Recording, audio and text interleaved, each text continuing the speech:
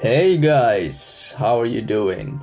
Today at the Co-op Zone we thought we would discuss a little bit about co-op games, what we like about them, what we think could be improved, and also what makes the perfect co-op game. So the first thing we came up with is the theme. What kind of theme the game should be. You know, what do you want? Do you want an RPG game? Do you want a racing game? Do you want it to be a long campaign mode? Do you want it to be short, quick game missions or game modes? So it all depends what you want. And for me personally, I would prefer it would be a long RPG campaign mode where you will be playing with your friend throughout different missions, and you could be selecting side missions if you wanted. You can do quick, short modes that take 5 minutes that are fun and quick and easy. Kind of like Far Cry. That's the first game I'm thinking about when you say that. Far Cry, especially Far Cry 6, the newest one, would be exactly like that. If it's, for example, a co-op game which just has campaign mode, the game I think should be open world and it should be interactive in the sense that it should always be new things that will keep you interested. So it's not this repetitive same missions you do over and over again. For example, like in Dying Light 2 that we played, where like Dying Light 2, where you would speak to a person and they will say, go over there and talk to that person, and then that person will say, can you go and pick up that from me? Go pick it up. Now, in order for you to continue the next mission, go to talk to that person. And you're like, oh my god, just get to the story. Yeah. Get to what is the point? Yeah.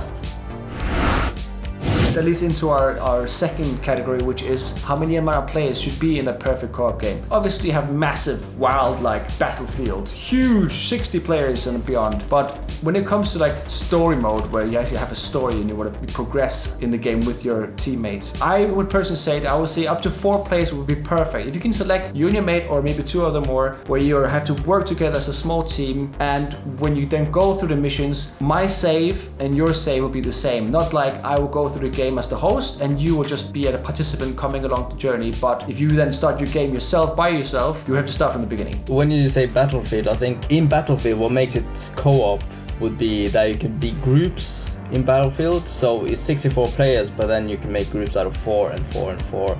And then that kind of makes it a little bit of a co-op feel to it, where you do attack a base together, etc, etc. You should be able to bring resources and wealth, because it's time you spent in a game. You want that brought into your own save as well. The perfect co-op game would need to have a combination of where you and your teammates could progress together. Whatever you guys do, it would then affect the game itself. So if I do something, it would affect the storyline when you play, for example. It's not just I do make all the decisions and you just there next to me. You should be able to affect the outcome of the game. So our next category is no bugs. No bugs whatsoever. Tell which games you specifically are thinking about that ruined your experience of playing a co-op game. A while back we played Aliens as well. What was the full name of it? Aliens Fire Team Elite. That had a few crash bugs when you just crashed, and the save was like far back in time. It wasn't like proper checkpoints throughout the game. World War Z was very good in terms of that. If it crashed, you would start almost straight back where you were. And then the worst one was Dying Light 2. Next one, the story itself. We think that it should have a great story and great characters, especially growth and character building. So for example, if you have, I'm just thinking back to a game that I played by myself. It's not a co-op game, but The Last of Us has great storyline and amazing characters that develop through the story, through the game. That it's a character growth and you get invested in the characters. And I think a co-op game, the perfect co-op game, should also have that, where both you and your mate or friends are so invested in the game and you want to see what happens to the characters. Totally. It sounds very obvious, have a good storyline, but it's not that many games that have it. They focus maybe too much on a certain part, maybe the graphics or something else, and then they totally forget about the storyline. In co-op mode especially, if it has a storyline that can fetch you then that's even better. And then we have also graphics. When it comes to games, obviously we love it, but it's not really the most important thing in a co-op social game.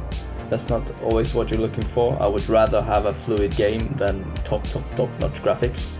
you know, reflecting water and all that stuff. Yeah, I mean, what do you think? Do you really rate graphics high? Or? No, I don't think graphics are important at all, actually. It all depends on the storyline. For example, if the storyline is so good that I won't think about the graphics, or if the gameplay is so fun, I won't worry about the graphics too much. For example, Gang Beasts, hilarious game, super fun to play, quick, but the graphics are not amazing. It's little Michelin men characters that are running around with their arms up, like it's the graphics are not spectacular, but it's super fun to play. But having said that, of course, if these graphics are amazing, then like I've caught myself in many games where I've just been standing and looking around the scene and go, wow, this is stunning, look at that, you know. Look, so it all depends. Totally. I mean, if you're playing single player and you're just in the story with The Witcher or whatever, then obviously seeing stunning sceneries helps. We enjoyed Far Cry 6 because it wasn't that many bugs and the scenery was epic, at times at least. So there's a balance there. It gives an extra edge if they have it, but it's not the most important. Definitely not. Finally, we have the last category, and that is the control, the mechanics. How does the game play? Is it easy to play?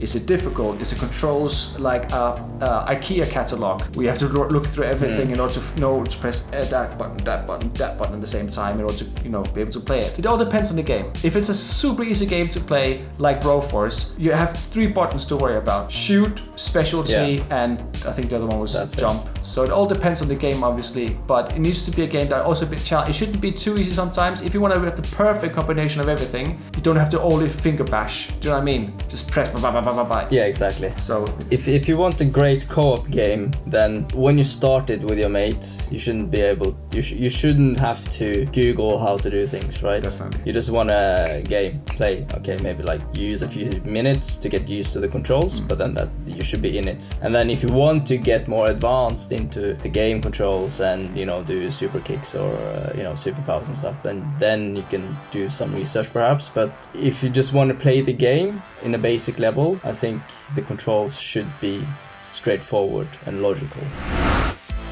Thank you for watching. I hope you guys could take away a few pointers out of what to look for in a co-op game. And if you want some tips, do watch our game reviews. You can learn a lot from them if you're into gaming and want to find a new game.